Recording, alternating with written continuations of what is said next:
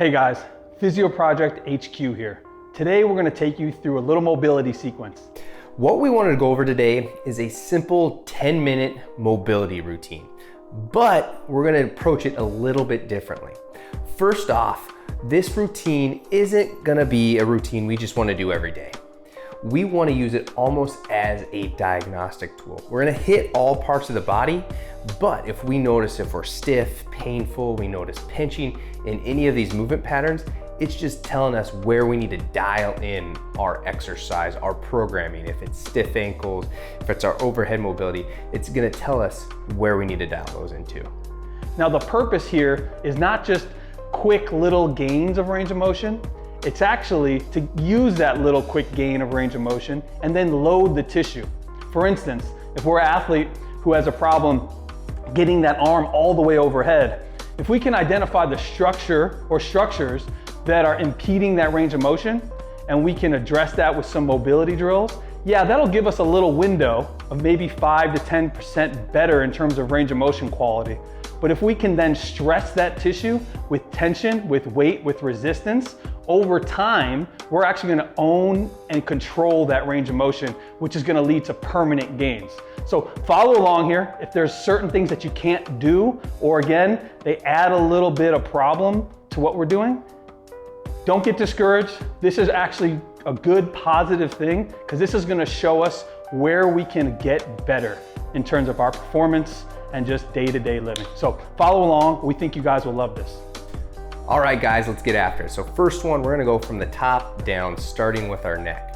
This first one is called a cervical snag, basically working on our rotation at our neck, okay? And so again, like we said before, we wanna actively go through these. And so we're gonna use the strap to help us, but we wanna use our muscles as much as we can. So all you're gonna do is we're gonna start standing here, and then we're just gonna look across our body, but then we're using the strap to pull us a little bit farther and back. Then we'll go to the other side, a little bit farther and back, feeling how you're stiff. You may feel some stiffness from side to side here. And again, using this as a diagnostic tool to feel if we're gonna be stiff and if we need to work on it. Just going back and forth. Big thing again with this, we're using our muscles. We're not letting the band do all the work. We're actually using our muscles, so we're building strength at that end range. With this opposite hand that I'm not pulling with, just pull straight forward just to kind of anchor that. Again, looking side to side.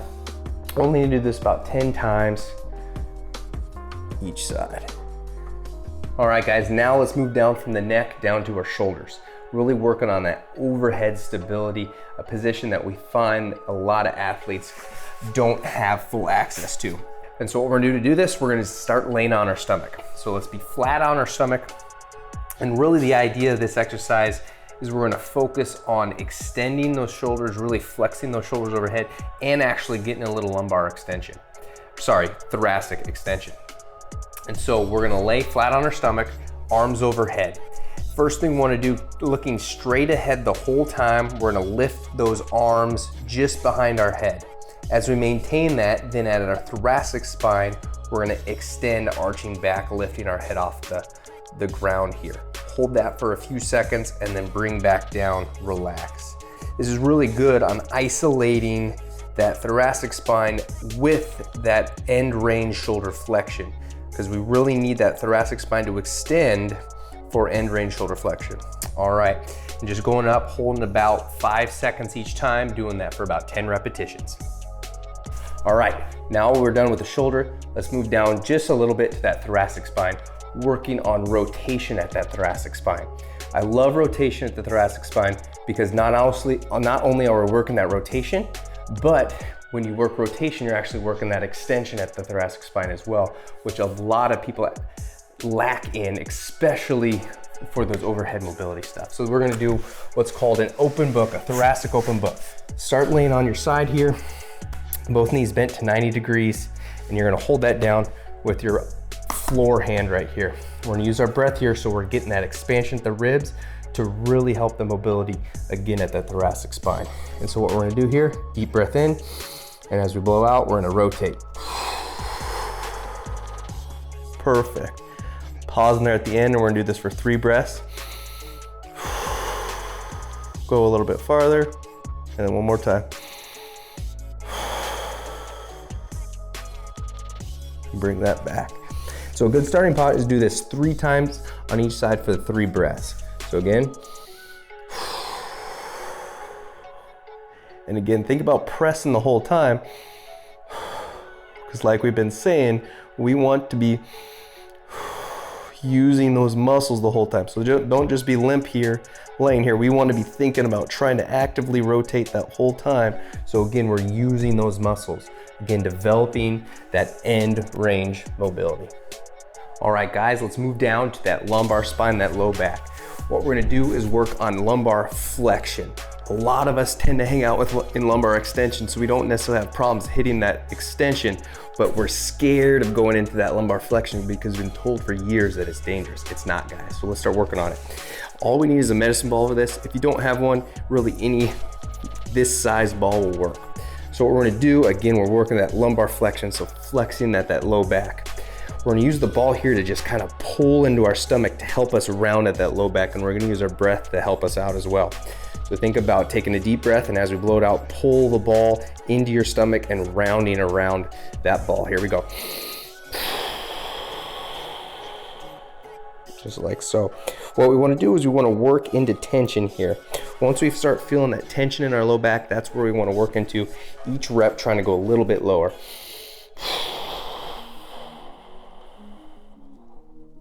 Come back up. Really rounding in that spine. What we're not doing is here, a lot of people tend to turn this into a hip hinge exercise. We're flexing at that lumbar spine. Just like that. Really trying to round at that back, pulling into it and coming back up.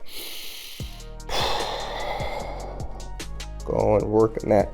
Again, trying to get that nice round that back, because we have been so scared of getting that lumbar flexion, our body's not used to it. And that's what we're doing with this move, is getting that body used to getting into that lumbar flexion. So when life calls upon us to actually do that movement pattern, we're safe. All right, next from the back, let's move down to the hips. A very common one that a lot of people see is the hip 90-90 sitting. So a lot of people tend to just kind of lean into this and just work this as a passive mobility. Again, we want to develop that active movement, that active range of motion at the end to really own that movement. So we're going to add a little lift off to this. So all you're going to do is we're going to work both hip internal rotation and hip external rotation. In this position, our internal rotation will be our back leg, external rotation will be our front leg. So all we're going to do, try to be nice and tall, nice erect spine. We're not slouching here, so have a good core activation here, and then all you're going to do is you're just going to try to lift the back foot off the bed, like that. And again, that's fine. If you just lift it that much, that's all we're looking for, because again, we're developing that strength at that end range. And then we're just gonna go back and forth. So we lifted the back foot, now we're gonna lift the front foot, lift that off, just for a 2 to 3 second hold. Good, trying to maintain that good erect posture the whole time. Don't lean into it to lift that leg up. So just lift. If you're getting kind of a crampy sensation, that's okay. We're just pushing those muscles at the very end range. Just lifting back and forth, going back and forth here, maybe 10 times each leg. And then we just rotate. Opposite position, opposite leg, internal rotation back leg, external rotation front leg. You can see I'm pretty poor in that external rotation in my front leg right here.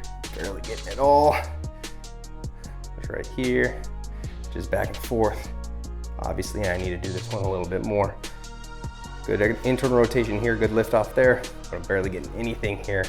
Again, that's what it's showing us, is diagnostic, telling what we need to work on a little bit more. All right, last one of the day, okay? We're moving down the ankles, and this is one of the most important mobilities that I see people out there don't have, is that ankle dorsiflexion. That's what we're gonna work on here. Again, when we do this, we wanna mimic what movement we need that dorsiflexion in as much as possible. And so what do I find dorsiflexion limits us the most in? It's the squats. And so we wanna do our mobility in the squat form, and that's what we're gonna do here. So all we're gonna do is get a decently heavy kettlebell, just get down in the squat position, put the kettlebell on whatever leg we're trying to mobilize, and keeping that heel down, have a nice arch in that foot, and then just push that knee as far as we can, keeping the heel down, feel that stretch in that ankle. Hold that for about 5 seconds, And then we're just gonna go back and forth here. Same thing, heel down, good arching foot, maintaining that tripod, big toe, little toe, heel. Just 5 seconds either side, and just going back and forth. 5 seconds either side. Again, getting in that squat position. Just like so, going back and forth a good maybe 10 times here. All right, telling you, again, if you have tight ankles, they're gonna feel stiff, tells you to work on it. All right, hopefully that gives you a little more insight and lets you diagnose what mobility, what body parts we need to be working on.